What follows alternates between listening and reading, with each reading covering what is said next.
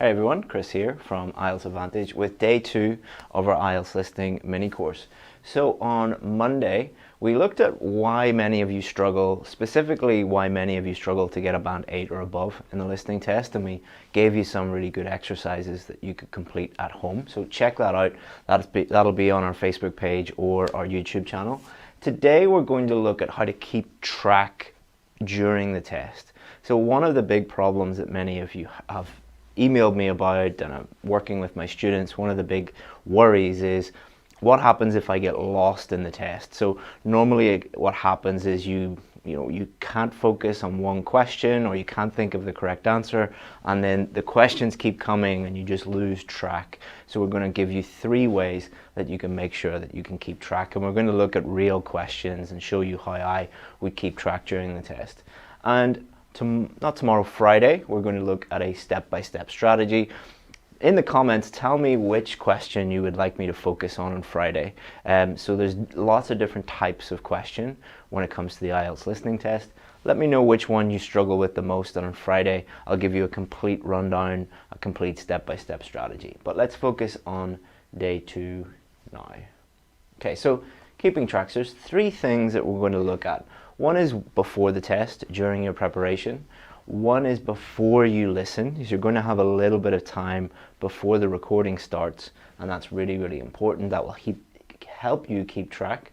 And number 3, while you listen, the things that you should be thinking about, and that's going to really help you keep track. And we're also going to look at the end, why many people struggle with the last few questions. A common question that we get asked is, I just have no idea how to answer the last few questions correctly, and we're going to look at why that is and help you out with that.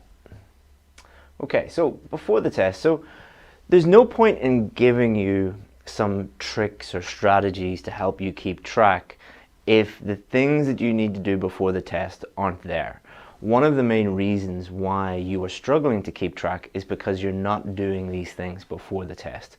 So you might be like, oh, just give me some little tricks or some little strategies that are going to help me, but they're useful and we're going to show you some of them, but unless you do these things before the test, you are always going to lose track and you're never going to be able to perform to the level that you really want. So let's look at a few things that you must do before the test.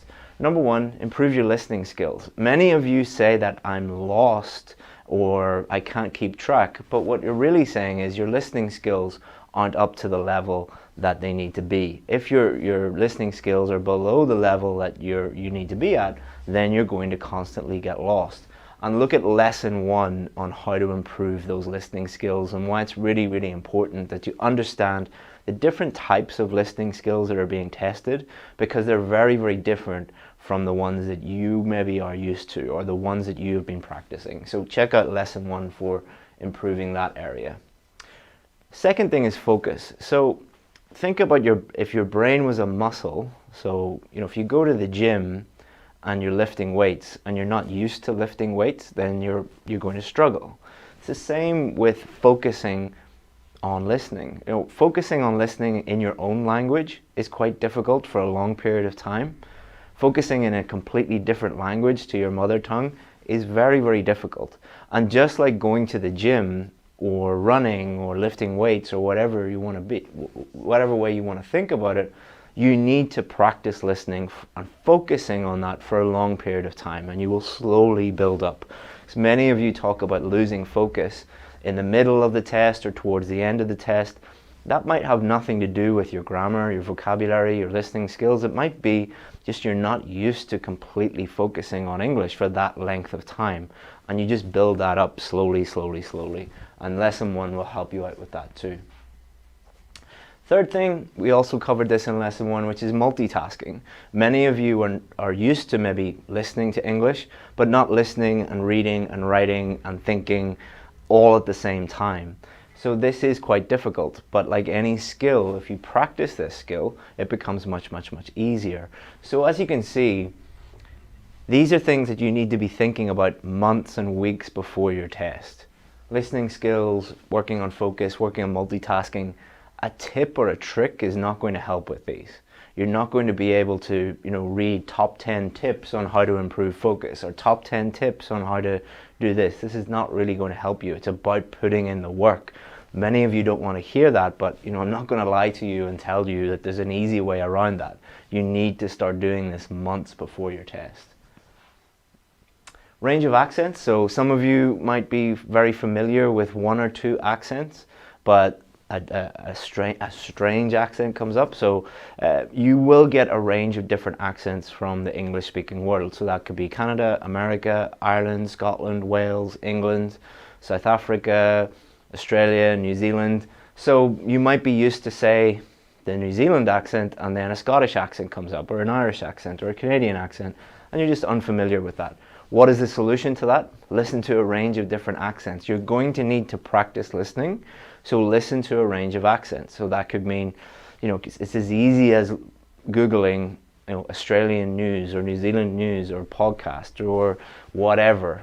And just, you don't need to become like expertly tuned in to that accent. Just familiarize yourself with it so that it's not a shock on test day. Next, vocabulary. Many of you talk about being lost in the test, but what you're really saying is, I don't understand that word. So if you don't understand a word, you're going to be like, oh, what does that mean? And then you'll lose concentration, or you might not be able to find the correct answer. So improving your vocabulary is absolutely essential. Improving your vocabulary is going to improve your reading scores, your speaking scores, and your writing scores. So always be improving your vocabulary. And finally, strategies. If you have a step-by-step strategy for all of the different types of question, you're going to be familiar with all of the different types of questions, and you're going to know exactly what to do.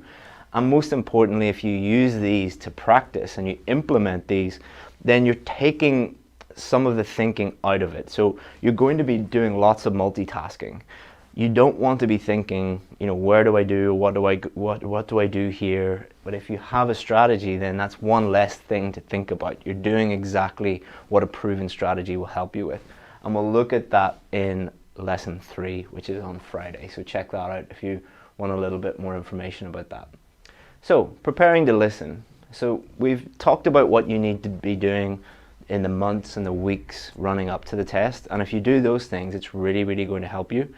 But when you are preparing to listen, so you're in the test has begun, and before the listening starts, you will have time to look at the question and think about the question. And this is absolutely essential. The students who use this time wisely will always get higher scores than the students who don't use this time wisely. It's just a fact. Lots of students are like, just look out the window or look around at the other students, but the students who have their head down and are actively doing things during this time, and the key there is actively, you need to be doing certain things, will have a higher score than the ones just looking out the window at the birds. So there are a few things that you need to be thinking about. One is familiarize yourself with the question, because if you're familiar with it, you're just going to have an easier time. Number 2, keywords. Depending on the question, you might be highlighting or underlining or circling different types of keywords. That doesn't mean just circling everything you see, but strategically thinking about what how you are going to find the correct answer. Number 3, synonyms, because as you know, just because it says computers doesn't mean that you'll hear computers. It might be laptops or desktops or iPads or something like that. And number 4, try and predict what the correct answers are. That's really going to help you during the listening test. So let's have a look at this. I know it's not the quality, you might not be able to see it, but I'll try my best to explain. So this is a diagram or a map of a library. And what's going to happen is the recording is going to take you through this map, and you're going to have to label different things. All right. So the very first thing you need to do is familiarize yourself with the question. Okay, this is a maps question. All right, so there's 1, 2, 3, 4, 5 answers that I need to answer, and then familiarize yourself with the actual map. So I'm going to be starting here, and they might say, to my left, that's going to be this room. To my right, or next to the librarian's desk, straight on To my left is fiction, to my right is non-fiction. Here next to the seminar room, beyond non-fiction or beside non-fiction is this room. This is probably going to be the name of a room. This also is probably going to be the name of a room. Fiction, non-fiction, so this is the main part of the library. This is probably going to be another area of the library, so it could be a different type of book. So you are really understanding what's going on. And the people that do that are going to score much higher than the people that don't. Then let's think about keywords here. So librarian's desk, so they might talk a little bit about that, so that's very important. Non-fiction and fiction, so beside non-fiction is the seminar room, beside non-fiction is this room, the library area, so thinking about the exact things that they're going to talk about. And then we have this list of words, so synonyms.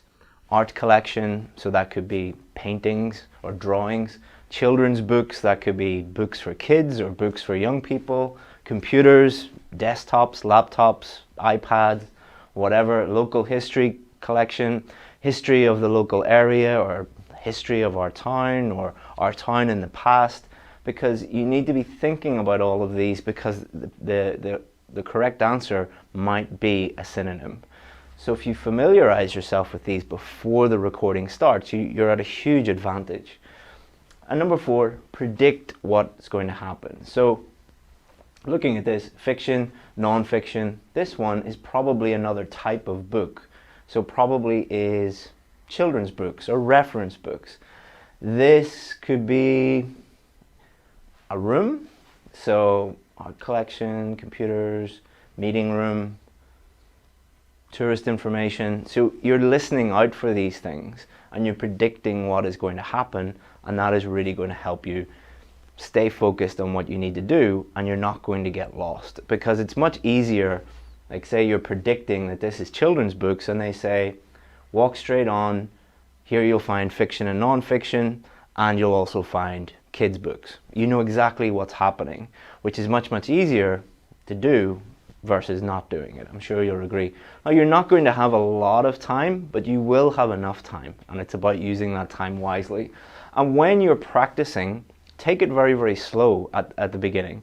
You don't need to do everything at exam speed in the beginning. When you're first learning how to do this, take it slow and think about what you're doing, and that will really help you master this skill of preparing before you listen. During listening, so this is more tactical, about thinking about the actual problem. So let's say you have 5 questions.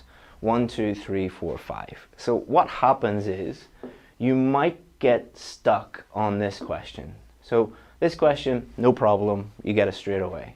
This question, let's say it's a multiple choice and you're unsure if it's A, B, or C. Let's say they have 3 very similar meanings. The meanings all kind of sound the same to you. You didn't really catch what that person said, or it was a strange accent, or something was not right, where you couldn't really understand what's happening. So if you focus too much on this one, then this question is going to come, then this one, then this one. The recording is not going to stop. The recording will not stop because you can't find the answer. And remember, you'll only be able to hear it once. So if you focus too much on this one, you're probably going to get that one wrong, you're probably going to get that one wrong, you're probably going to get that one wrong. And these 3 might be quite easy for you, but because you focus too much on this one, you've kind of destroyed your chances with these. And these could be very easy marks. So you need to be a little bit tactical when it comes to a question that you find difficult. So a question that you would normally get lost in and you would lose track, you could just mark the answer that you think is most likely. Or you could put like an X beside it, marking the fact that you need to come back to that later and you weren't 100% sure about it. Or you could just guess the answer and move on. That is much better to do one of those tactical things. So mark the one that you think is probably the correct answer, and then you can confirm it later. Just guess the answer. You're not going to guess every answer. We're talking about, being tactical with ones that you're lost, you find really, really difficult. Or you could just mark it that you need to come back and think about it later, or make some notes quickly and then move on. And then that will mean that you have, maybe a 50-50 chance of only getting this one correct, but you increase your chances of getting these three. Whereas if you focus too much on this one, you have a 30% chance maybe of getting it right, 1 out of 3, but then a 0% chance for all of these, because you've no idea what's going on. So it's about being a little bit tactical and strategic. And at the end of the day, most of you do not need to get every single question correct. So when I give this advice to students, they don't like it, because they say, no, I want to get this one correct. It's like, you don't need to get 100%. Do you need a band 9? No. So why are you trying to get a band 9? Obviously, you want to get as many of them done as possible, and as many of them correct as possible. But let's think about how the actual listening test is set up. There are 4 parts, part 1, part 2, part 3, part 4, 10 questions in each part. And they start off being quite easy. And then they get more difficult and more difficult and more difficult and more difficult, until we get to here where you get the most difficult questions. Well, why is that? Well, here we have band 0. So if you get none of them correct, you get a 0. But if you get all of them correct, you get a band 9. So these last questions are to separate out the band 9s from the 8.5s. These questions are to separate out the 8.5s from the 8s. These questions are to separate out the 8s from the 7.5s. So many of you are worrying about the last questions when you're never probably going to get them correct. So my advice, if you need a band 8, would be focus on getting as many of these as possible. Try and get 100% in all of these areas, which you're more than capable of doing if you're aiming for a band 8. And then these ones, try and get as many of them as you can. But if you're not at a band 9 level, which most of you never will be, and there's nothing wrong with that, most students will be very, very happy with an 8. Get as many of these as you can, but don't worry if you always get the last couple wrong, because that's the way they're set up. So, check out day 1 to work on the skills. Hopefully you enjoyed that one, and check out day 3 on Friday, where we'll look step by step at a strategy. Let me know in the comments which question you would like me to do, and I'll do that. If you would like to look at our listening fundamentals course, which covers absolutely everything, and it's free, and it also includes speaking, reading and writing, click the link either above or below this video and you can get that absolutely for free. Or if you need my help in any other way, feel free to email me, chris@ieltsadvantage.com. Either myself or one of my team will get back to you. We always reply to our emails. And if you need something else related to IELTS, you'll find everything you need on our website, IELTSadvantage.com. Just Google IELTS Advantage. We'll take you here. We cover absolutely everything. You can check out our success stories. You can check out our courses and all the free information there that you need. Thanks very much, guys. Hope that you find that useful. Let me know what you think about it in the comments, or if you have any questions about that. And thank you. Bye-bye.